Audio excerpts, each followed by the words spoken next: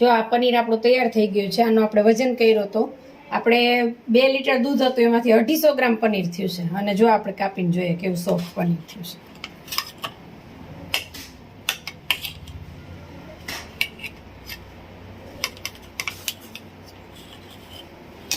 સરસ, જો બજારમાં મળે ને એવું જ પનીર છે.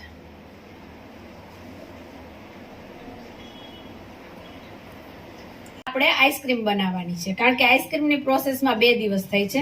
તમને આવી રીતના એક પેકિંગ મળે છે બજારમાં આઈસ્ક્રીમનો પાવડર. આમાં ખાંડથી માંડીને બધા પાવડર મિક્સમાં આવે છે. આપણે 4 ચમચી આવે છે, બજારમાં મળે જ છે અત્યારે તમને. આ સામાન્ય કંઈ ભાવ નથી હોતો આનો, સામાન્ય ભાવમાં જ આવી જાય છે આ ચમચી. એટલે આ 4 ચમચીના માપ હોય છે, એમાંથી આ 2 ચમચીનો ખાસ એમાં ઉપયોગ છે અને એક આ નાની ચમચી 3 ચમચીનો ઉપયોગ થાય છે. એ હું તમને આગળ આઈસ્ક્રીમ. જય શ્રી કૃષ્ણ, જય દ્વારકાધીશ. હેલો એવરીવન, કેમ છો? Welcome to my channel Vasra family Upleta. આજે આપણે બનાવવાનું છે પનીર. પનીર માટે મેં લીધું છે 4 શેર દૂધ, એટલે કે 2 લીટર દૂધ. પેલા આપણે સૌ પ્રથમ દૂધને ગરમ મૂકવાનું છે. અને પનીર બનાવવામાં કોઈ વસ્તુની જરૂર નહીં પડે, એક દૂધ અને લીંબુ, બસ બે જ વસ્તુની જરૂર છે. આપણે પનીર આ લીંબુ આપણે લઈ લીધા છે, લીંબુનો રસ કાઢીને રાખ્યો છે તૈયાર, અને વધારે પણ રાખ્યા છે. જો વધારે જરૂર પડે તો આપણે વધારે સુધારશું. સૌપ્રથમ તો આપણે દૂધને ફૂલ ગરમ થવા દેવાનું છે. અને પનીર ખાસ ઘરે બનાવવાનું કારણ શું છે તો કે મને ખબર નહીં બજારમાં આટલું સસ્તું પનીર કેમ આવે છે. કારણ કે આ જો 4 શેર દૂધ છે એટલે 2 લીટર દૂધ છે. 2 લીટર દૂધના 1 લીટરના 70 રૂપિયા ભાવ છે અમારે, તો 2 લીટર દૂધના કેટલા થાય? 140. આપણે 140 રૂપિયાનું દૂધ છે, અને એમાંથી કેટલું પનીર બનશે ને અમે તમને વજન કરીને બતાવશું કે આટલું પનીર બને છે. આપણે શુદ્ધ દૂધમાંથી જો બનાવીએ ને તો આટલા દૂધમાંથી આટલું પનીર બને છે.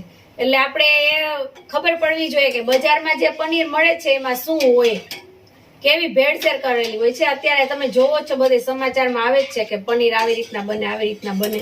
એ આપણા સ્વાસ્થ્ય માટે સારું નથી, પણ છતાં પણ આપણે બહાર બધે જઈએ છીએ જમવા હાટે, તો ત્યાં પનીર હોય જ છે, એટલે આપણે બધા જમીએ જ છીએ. પણ ઘરે જે બનાવવાનું છે આપણે કરવાનું છે ખાસ આ રીતના આપણે શુદ્ધ કરીએ. આપણે દૂધ જ્યાં સુધીમાં ગરમ થાય ને ત્યાં સુધી આપણે બીજી તૈયારી કરી લે. લીંબુનો રસ તો કાઢેલો જ છે. એના માટે આપણે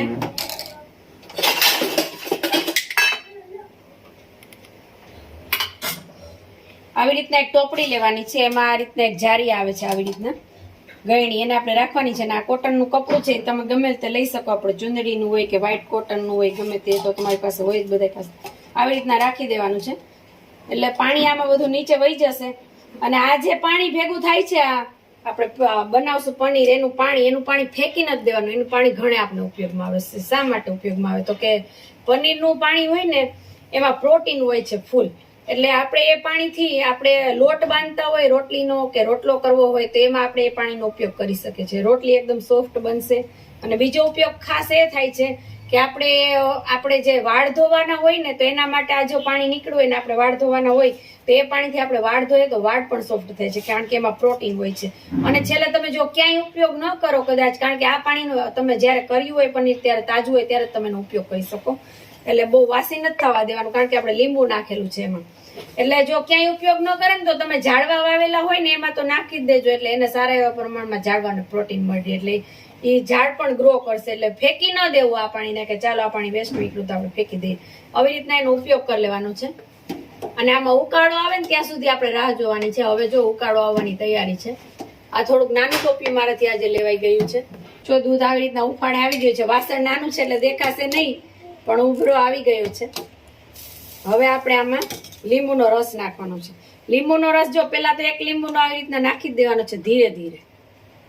ઘણા વિનેગરનો પણ ઉપયોગ કરે છે, પણ વિનેગર કરતા લીંબુ સારું, કારણ કે વિનેગર એટલે તૈયાર જ મળે છે, તો અત્યારે કેમિકલ વાળું હોય જ છે. વિનેગર કરતા લીંબુનો રસ વધારે સારો. પરબારું નહીં ફાટે દૂધ, સેજ આમ નાખતું જવાનું, સેજ હલાવતું જવાનું છે. પછી તમને એમ થાય કે જો ફાટી ગયું છે તો લીંબુ વધારે નાખવાની જરૂર નથી, નહીતર આપણે હજી એક લીંબુ નીચવી નાખશું.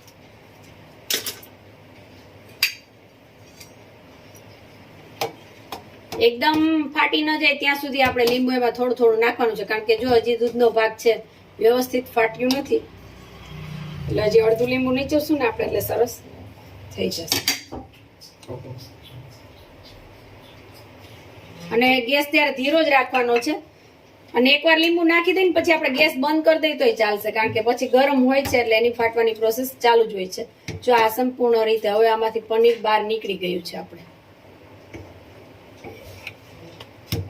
જો તમે જોઈ શકશો. અને નીચે જે છે ને પ્રોટીન વાળું પાણી વધશે આવી રીતે. અત્યારે ફીણ છે એટલે નહીં દેખાય, પણ ફીણ એમાંથી ઓગળી જશે ને પછી તમને પાણી જેવો ભાગ દેખાશે. જો આવો દેખાય છે, પીળા કલર જેવું પાણી દેખાશે. અને આમાંથી પનીર સંપૂર્ણ રીતે જો બહાર આવી ગયું છે.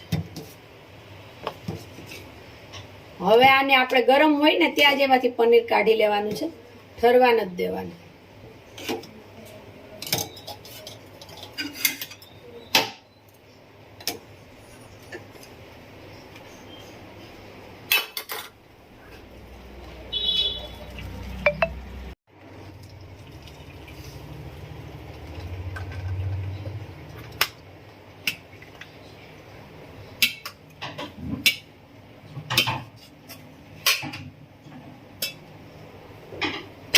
આ રીતે સંપૂર્ણપણે આપણે પનીર આમાં નીચેવામાં રાખી દેવાનું છે, નીતરી જશે બધું પાણી, કારણ કે આમ તો પાણી આમાંથી નીકળી જ ગયું. હવે આ લચકો જ હોય છે.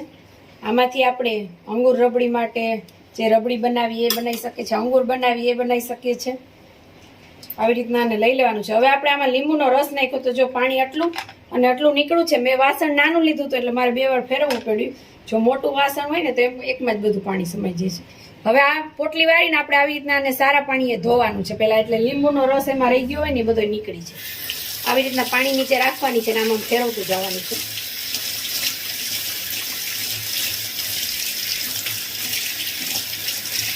એટલે લીંબુના રસની જે ખટાશ હોય ને બધી નીકળી જશે આમાં પનીરમાં.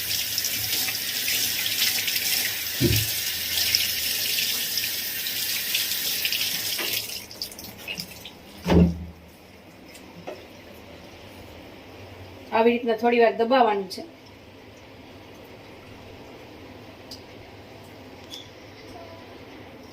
હવે આ તૈયાર થઈ જાય પોટલી, પછી આપણે એને હવે આપણે જો આ રીતના લચકો પનીરનો તૈયાર છે. હવે આપણે એને સેજ આવી રીતના કરી દઈશું અને પછી આને શું કરવાનું છે, આવી રીતના આપણે પોટલી હોય ને એને ખોલી અને આવી રીતના વાળી દેવાની છે. આમ એકદમ ચોરસ થઈ જાય ને પનીર એ રીતના ચોરસ થઈ. પછી આને ઊંધું વાળી આવી રીતના દબાવી, ઊંધું કે સવરું ગમે એવી રીતના તમે આને રાખી શકો છો. દૂધ બધું જે વધ્યું ને નીકળી જવું. એના માટે શું કરવાનું તો કે આની માથે તમારે વજન મૂકવો પડશે. આવી રીતના એક ડીશ ઉપર મૂકી દેવાની છે અને એની માથે આજે પનીરનું જ પાણી વધ્યું ને હું મૂકી દઉં છું. જો એ ન હોય ઓછું હોય તો આપણે સાદું પાણી ભરીને પણ એની માથે મૂકી શકીએ છીએ. ટૂંકમાં વજન હોવો જોઈએ એટલે જે દૂધ હશે ને નીતરીને સાઈડમાંથી બધેથી નીકળશે. જો આવી રીતના નીકળે, નીચે દૂધ હોય ને વધારે એ બધું સાઈડમાંથી નીકળી જાય છે. એટલે આ વજન આપણે ઓછામાં ઓછી 4-5 કલાક રાખવાનો છે. 3-4 કલાકમાં થઈ જાય, પણ થોડુંક વધારે રાખીએ તો પાણી બધું સંપૂર્ણપણે નીતરી જાય છે. એટલે આપણે જ્યારે પનીરમાંથી કોઈ વસ્તુ બનાવીએ ને તો એમાં પાણી ન આપણે આવે, નહીંતર પનીર તૂટી જવાની બીક લાગે છે. અને આપણે આ પનીરમાંથી એકદમ મસળીને આપણે અંગુરની રબડી, અંગુર બનાવી શકીએ છીએ. પછી પનીરનું શાક બનાવી શકીએ છીએ. બધું વસ્તુ આપણે ઘરે જે પનીર બનાવ્યું એમાંથી બનાવી શકીએ છીએ. અને આ રીતના જો આપણે રાખી દીધું છે, હવે આમાંથી પાણી નીકળી જશે. 3-4 કલાક પછી આપણું પનીર તૈયાર છે. પછી આપણે એને કપડામાંથી કાઢી અને એક ડીશમાં રાખી અને ફ્રીજમાં મૂકી દેવાનું છે, એટલે પનીર સરસ ઠંડુ થઈ જાય છે. એ પણ તમને આગળ બતાવશું, પનીર તૈયાર થઈ જાય એનો ફોટો બતાવશું. અને અમારે આ વિડીયો કેવો લાગ્યો એ બધા અમને કમેન્ટ કરીને કહેજો. ને તમે ક્યાંથી જોવો છો અમારો વિડીયો એ પણ અમને કમેન્ટ કરજો. તો અમારા આ વિડીયોને લાઈક કરજો, શેર કરજો અને અમારી ચેનલ પર જો તમે નવા હોય તો સબસ્ક્રાઈબ કરજો. જય શ્રી કૃષ્ણ.